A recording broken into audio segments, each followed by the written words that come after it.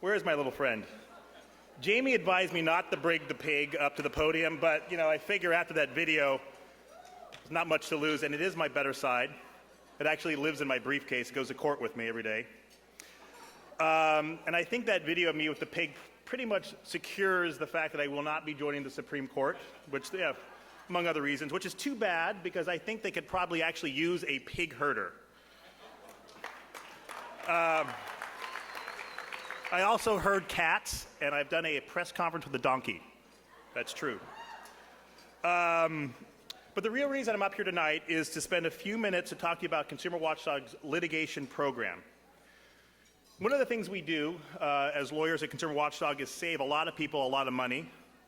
The landmark Insurance Reform Initiative, Prop 103, which was authored by our founder, Harvey Rosenfield,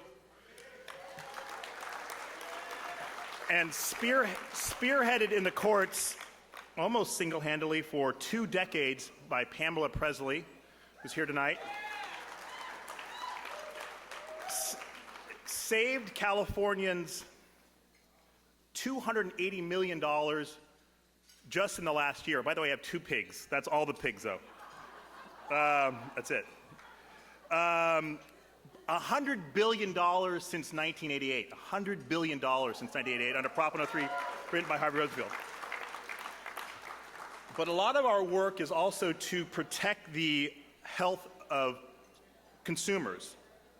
And I just want to take a moment to recognize a few of the people here tonight, our clients who have fearlessly joined the fight for justice. It takes a lot of courage to be a plaintiff against a health insurance company. And we are honored to have worked alongside, for example, our John Doe clients who in 6 successful class actions have fought for the rights of patients with HIV and AIDS. And you can imagine, if you have, as you saw in the video clip before dinner, this litigation we have pioneered with our friends and colleagues at Watley Callis, and Joe and Edith are here tonight from Watley Callis. That litigation has all but ended the discriminatory practice against HIV patients for mail-order medications and pricing, which was basically making achieving the life-saving medications impossible for those patients. I also want to acknowledge my friend and thank my friend Deborah Martin, who's here tonight, who fearlessly took on Blue Shield in a deposition literally in between days of chemotherapy treatment. It was a Wednesday between Tuesday and Thursday to help us fight for consumers. We're also battling, and we'll do a joint applause at the end. We're also battling junk insurance, which is pushed by fraudsters during this period where there's uncertainty in the market. And junk insurance is marketed as real coverage, but it's actually fake insurance that shifts the cost of coverage onto consumers with these really low daily caps on care. And a couple examples here. We saw this problem before Obamacare when there was uncertainty in the market. And if the Obamacare repeal bill that we just saw come out of the House on Thursday, if that keeps going, we'll be knee-deep in this junk insurance. And here's why that's a problem. Single payer. Yeah. My friend Dana Christensen is here tonight, was left with $400,000 in medical bills. Not because she was uninsured. She actually had insurance. Her husband died, and it turned out too late they found out that the coverage they thought they had was not comprehensive. It was junk. And Dana fought in the courts with her lawyer, our friend Tony Stewart, who's here tonight.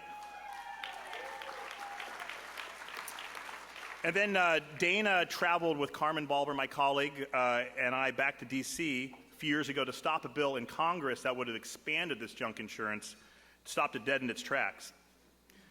Dana, I hope you're up for another fight because the junk insurance is back. Recently, one of our clients was left with $30,000 in medical bills. She had insurance. She was in the hospital for 3 days. She finds out only after getting out that her insurance only paid $250 per day in the hospital, which is ridiculous. I mean, a hospital bill's tens of thousands of dollars easily. There's a happy ending to this story, though. We called CBS, and in short order, there was a TV news story that resulted in 2 things. 1, a cease and desist letter, and a check for $30,000.